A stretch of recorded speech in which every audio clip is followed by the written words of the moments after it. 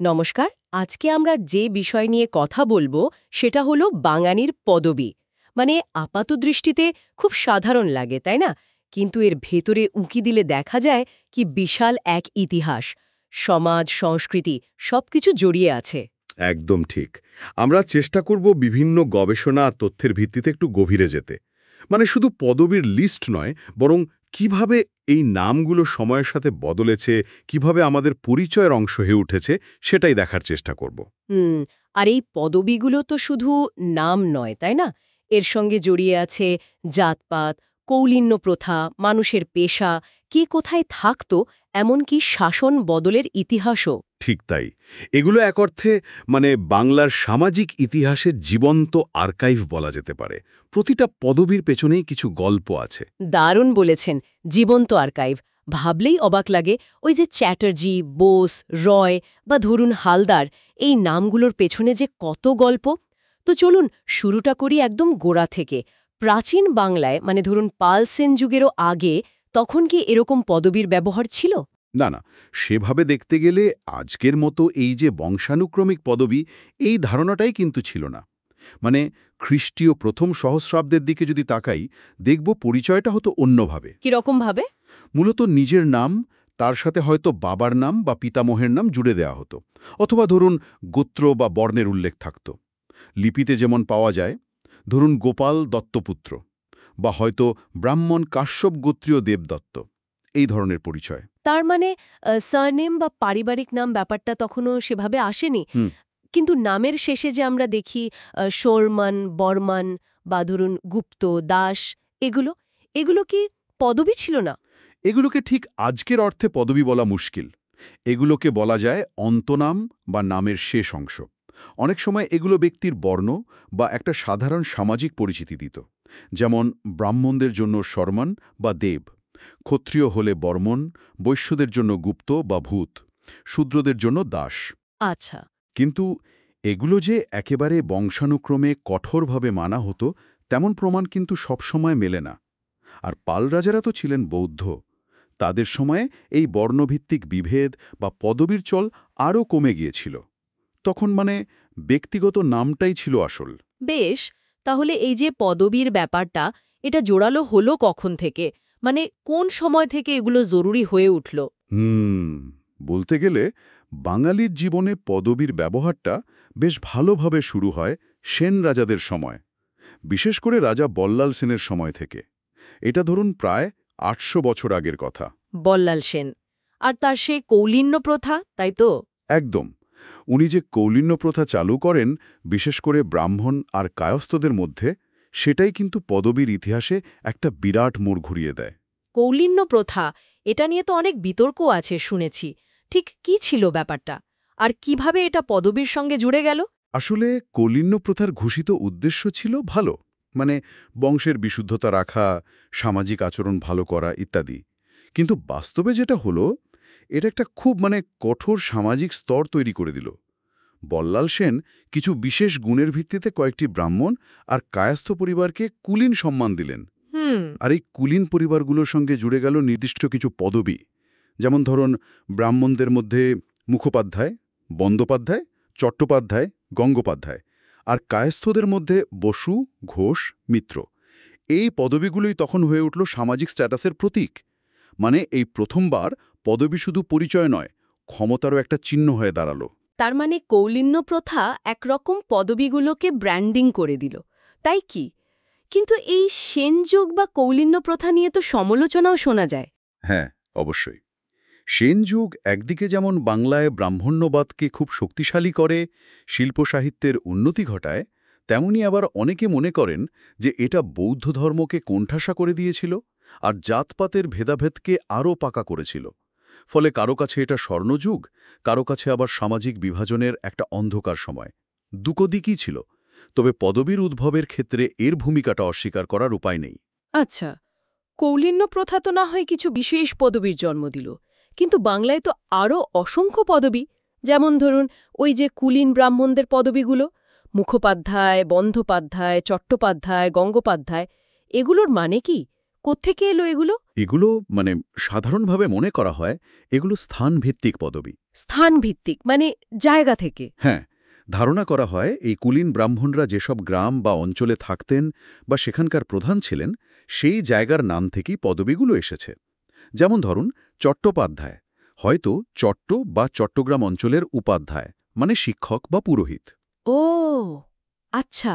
তো বন্ধঘাট বা বন্ধ গ্রামের উপাধ্যায়, মুখোপাধ্যায় মুকুটি বা মুকটি গ্রামের বাসিন্দা বা প্রধান, গঙ্গোপাধ্যায় গঙ্গার ধারের কোনো গ্রাম বা অঞ্চলের লোক, এরকম। সত্যি, তার মানে পদবি শুনলেই এককালে বোঝা যেত লোকটা কোন অঞ্চলের। দারুণ তো। কিন্তু ধরুন একজন চট্টোপাধ্যায় কি সবসময় চট্টগ্রামেই থাকতেন, নাকি বাইরে গেলে ওই পদবি থাকত? দেখুন, শুরুতে হয়তো ওই ভৌগোলিক সম্পর্কটা বেশ জোরালো ছিল, কিন্তু সময়ের সাথে সাথে যখন লোকজন কাজের সূত্রে বা অন্য কারণে অন্যত্র গেছে, পদবিটা কিন্তু বংশের পরিচয়ের অংশ হয়ে থেকে গেছে। তাই হয়তো কয়েক প্রজন্ম পর একজন চট্টোপাধ্যায় পরিবারকে বর্ধমানে পাওয়া যেতেই পারত, কিন্তু পদবিটা তার আদি বাসস্থানের স্মৃতিটা বয়ে নিয়ে বেড়াত, এরকম। আরও আছে যেমন বাগচি, সম্ভবত বাগড়ি অঞ্চল থেকে আসা। স্থানের নাম থেকে পদবি হওয়াটা খুব স্বাভাবিক একটা ব্যাপার ছিল। হ্যাঁ, বুঝতে পারছি। জায়গার নামের মতো পেশা থেকেও তো প্রচুর পদবি এসেছে, তাই না? এটা তো কিছু কিছু বেশ সোজাই বোঝা যায়। হ্যাঁ, পেশাভিত্তিক পদবীর সংখ্যাও বিরাট, আর এগুলো সমাজের প্রায় সব স্তরের মানুষের মধ্যে দেখা যায়।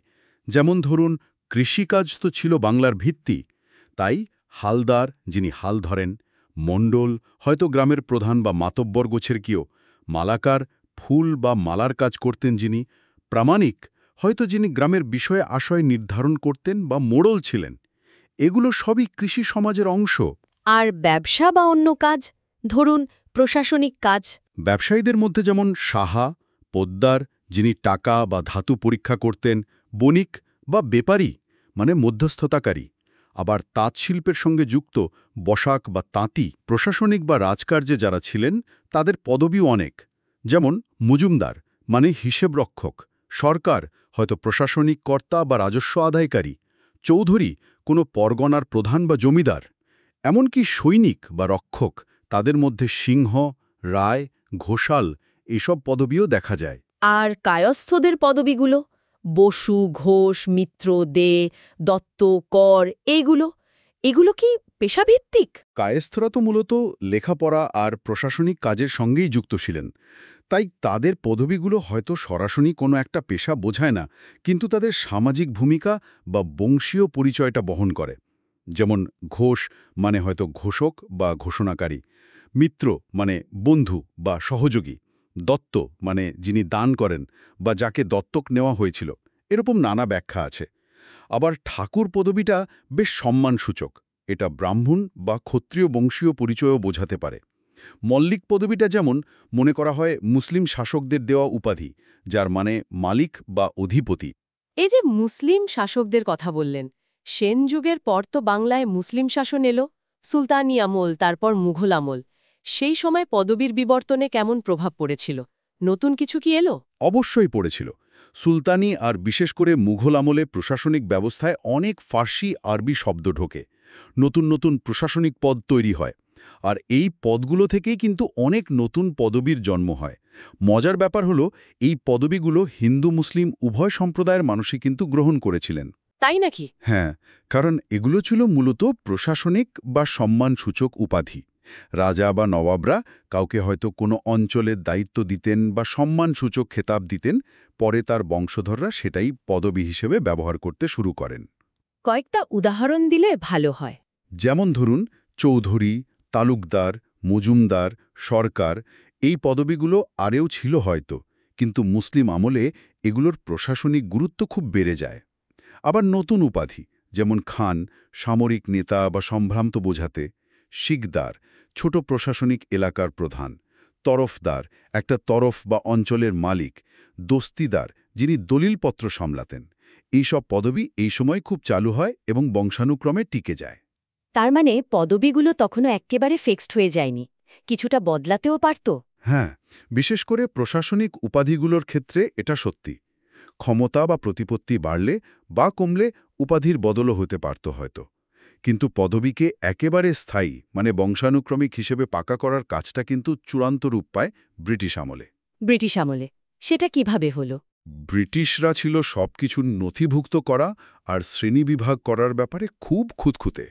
মানে শাসন চালানো, খাজনা আদায়, জনগণনা বা সেন্সাস, জমি জরিপ, এমনকি স্কুলে ভর্তির জন্য তাদের দরকার ছিল প্রত্যেকের একটা নির্দিষ্ট অপরিবর্তনীয় পরিচয়। আচ্ছা আচ্ছা। এই সময়ে কিন্তু পদবি বা সারনেম লেখাটা প্রায় সব সরকারি কাগজে বাধ্যতামূলক হয়ে পড়ে। আবার ওই যে চিরস্থায়ী বন্দোবস্ত হলো, তাতে জমির মালিকানার সঙ্গে পদবীর সম্পর্কটাও বেশ পাকা হলো। ফলে আগে হয়তো পদবি ব্যবহারে কিছু ছাড় ছিল বা হয়তো একই পরিবারে অন্য পদবিও দেখা যেত, ব্রিটিশ আমলে সেটা প্রায় অসম্ভব হয়ে গেল। পদবি একেবারে ফিক্সড হয়ে গেল, বংশ ধরে চলতে শুরু করল। এর কি কোনো ঐতিহাসিক প্রমাণ আছে? মানে সেই সময়ের রেকর্ডে এসব পদবি পাওয়া যায়? হ্যাঁ হ্যাঁ, পাওয়া যায়।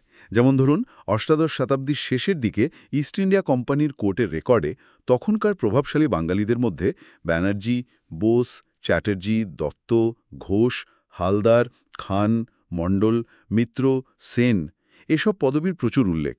আবার ধরুন 1817 সালে কলকাতায় যখন হিন্দু কলেজ হলো, মানে এখনকার প্রেসিডেন্সি, সেখানকার প্রথম দিকে ছাত্র আর কর্মকর্তাদের তালিকায় দেখুন রায়, বাহাদুর, ঠাকুর, দেব, সিনহা, ব্যানার্জি, দাস, মুখার্জি, কত পদবি! এতেই বোঝা যায় 19 শতকের শুরুতেই শহরের শিক্ষিত সমাজে পদবিটা বেশ জরুরি হয়ে উঠেছে। কিন্তু মানুষ কি সবসময় একই পদবি নিয়ে থেকেছে, নাকি পদবি বদলেওছে কখনো? পদবি বদলের ঘটনাও ঘটেছে। এর পেছনে নানা কারণ ছিল। যেমন ধরুন, কেউ পেশা বদল করে নতুন পেশার পদবি নিয়েছেন, বা কেউ ধর্ম বদলে নতুন পরিচয়সূচক পদবি নিলেন। আবার সামাজিক মর্যাদা বাড়ানোটাও একটা বড় কারণ ছিল। মানে হয়তো নিচু জাত বলে পরিচিত কেউ উঁচু জাতের পদবি নিয়ে সমাজে নিজের অবস্থান ভালো করতে চেয়েছেন। সমাজতাত্ত্বিকরা এটাকে সংস্কৃতায়ন বলেন, যদিও কাজটা সবসময় সহজ ছিল না। এই সংস্কৃতায়নের কথা যখন উঠল তখন একটা প্রশ্ন। আমরা দেখি কিছু পদবি বেশ সংস্কৃত ঘেঁষা, ওই যে মুখোপাধ্যায়, বন্দ্যোপাধ্যায়, ভট্টাচারী, চক্রবর্তী। আবার কিছু পদবি আছে বেশ দেশি বা প্রাকৃত ধরনের, পাল, ঘোষ, দে, কর, কুণ্ডু, শীল, পোদ্দার, হালদার। এর পেছনে কি কোনো কারণ আছে? হ্যাঁ, এটা একটা ভালো পয়েন্ট। সাধারণত দেখা যায় ব্রাহ্মণ বা কায়স্থ মানে তথাকথিত উঁচু বর্ণের মধ্যে সংস্কৃত শব্দ থেকে আসা পদবি বেশি। যেমন উপাধ্যায় মানে শিক্ষক, আচার্য মানেও শিক্ষক, চক্রবর্তী মানে সম্রাট বা বড় অঞ্চলের শাসক, এই সব শব্দ জুড়ে পদবি তৈরি হয়েছে। ভাষাচার্য সুনীতি কুমার চট্টোপাধ্যায় মনে করতেন এই ধরনের খাঁটি সংস্কৃত পদবিগুলো হয়তো খুব বেশি পুরনো নয়, 100-200 বছরের হতে পারে। আর ইংরেজিতে লেখার সময় এগুলো আরও একটু বদলে গেছে। মুখোপাধ্যায় হলো মুখার্জি, বন্দ্যোপাধ্যায় হলো ব্যানার্জি, চট্টোপাধ্যায় হলো চ্যাটার্জি। আর ওই দেশি পদবিগুলো? সেগুলো মূলত সাধারণ মানুষের মধ্যে যারা ব্যবসা, কৃষি বা হাতের কাজ করতেন, তাদের পদবিগুলো এসছে প্রাকৃত বা দেশি শব্দ থেকে। যেমন পাল, রক্ষক; ঘোষ, গোয়ালা বা ঘোষক; দে, দাতা বা কর্মচারী; কর, খাজনা আদায়কারী বা হিসাবরক্ষক; কুণ্ডু, পদ্মার; শীল, নাপিত বা শিলমোহরকারী; তাঁতি, কর্মকার, কামার। এই পদবিগুলো অনেক বেশি মাটির কাছাকাছি, আর সম্ভবত এগুলো অনেক বেশি পুরনো। এগুলো বাংলার সাধারণ জীবনের সঙ্গে জড়িয়ে থাকা পরিচয়। আমরা তো এতক্ষণ মূলত হিন্দু বাঙালিদের পদবি নিয়ে কথা বললাম। মুসলিম বাঙালিদের মধ্যেও তো পদবি আছে।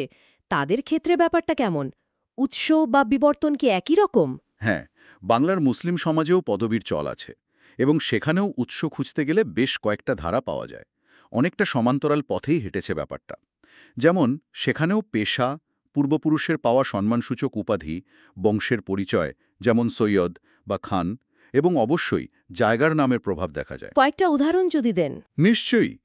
যেমন ধরুন, ধর্মীয় বা বংশীয় পরিচয় থেকে আসা পদবি সৈয়দ নবীজির বংশধর অর্থে, শেখ আরব বা সম্ভ্রান্ত মুসলিম বোঝাতে, খান পঠান বা সম্ভ্রান্ত বংশীয় অর্থে, মীর সৈয়দদের একটি শাখা বা নেতা অর্থে। আবার খলিফাদের বংশ বা গোত্র থেকে সিদ্দিকি, ফারুকি, কোরেশি এগুলো খুব পরিচিত। আর পেশা থেকে? পেশা থেকেও অনেক আছে। মোল্লা বা মৌলভী যারা ধর্মীয় শিক্ষা বা জ্ঞানচর্চা করেন, কাজী মানে বিচারক, শিকদার প্রশাসনিক বা সামরিক কর্তা, চোকদার বা চৌকিদার, ব্যাপারী মানে ব্যবসায়ী, জোয়ারদার জমিদার বা ধনী কৃষক, নিকিরি বা নিকারি মাছ ব্যবসায়ী। এরকম অনেক। জায়গার নাম থেকেও কি হয়? হ্যাঁ, হয়। যেমন ধরুন বাগদাদি, মানে যার পূর্বপুরুষ বাগদাদ থেকে এসেছেন, ইস্পাহানি ইরানের ইস্পাহান থেকে, বা স্থানীয় কোনো জায়গার নাম থেকেও পদবি হতে পারে, যেমন সৈয়দপুরী। আবার কিছু পদবি আছে যেগুলো হিন্দু মুসলিম দুই সমাজই পাওয়া যায়, আর যেগুলো স্থানীয় বাংলা উৎস থেকে এসেছে, যেমন মণ্ডল, হাওলাদার, বিশ্বাস, সরকার, মজুমদার, ভূঁইয়া। তার মানে ব্যাপারটা বেশ জটিল। হ্যাঁ, হ্যাঁ, এটাই দেখায় যে পদবীর বিকাশে সবসময় ধর্মটাই প্রধান ছিল না। স্থানীয় সমাজ, প্রশাসন, পেশা এগুলোর প্রভাবও খুব গুরুত্বপূর্ণ ছিল। তাহলে সব মিলিয়ে যা দাঁড়ালো, বাঙালির পদবি শুধু একটা নাম নয়, এটা একটা বিরাট সামাজিক দলিল। এর মধ্যে দিয়ে জাতপাত, পেশা, কে কোথা থেকে এসেছে, শাসন ব্যবস্থা কেমন ছিল, সবকিছুরই একটা ছবি পাওয়া যায়। একদম ঠিক। পদবিগুলো যেন এক একটা টাইম ক্যাপসুল। অতীতের সমাজ, অর্থনীতি, ক্ষমতার সম্পর্ক সবকিছুকে ধরে রেখেছে। ওই যে মধ্যযুগের সামন্ততান্ত্রিক ব্যবস্থা, পরে ব্রিটিশ আমলের নিয়মকানুন, চিরস্থায়ী বন্দোবস্ত, সবকিছুই কিন্তু পদবীর এই যে চেহারাটা আমরা দেখি সেটা তৈরিতে সাহায্য করেছে। কিন্তু আজকের দিনে দাঁড়িয়ে এগুলোর গুরুত্ব কতটা?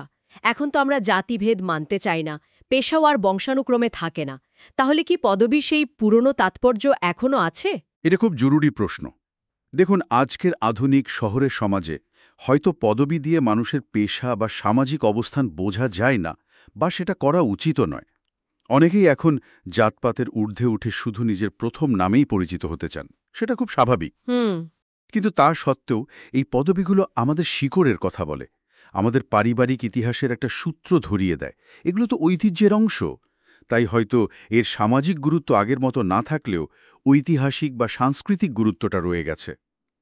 এগুলো তো হাজার বছরের বাংলা আর বাঙালির চলার পথে সাক্ষী। সত্যি, বাঙালির পদবীর ইতিহাসটা একই সঙ্গে ইন্টারেস্টিং, আবার অনেক কিছু শেখায়ও।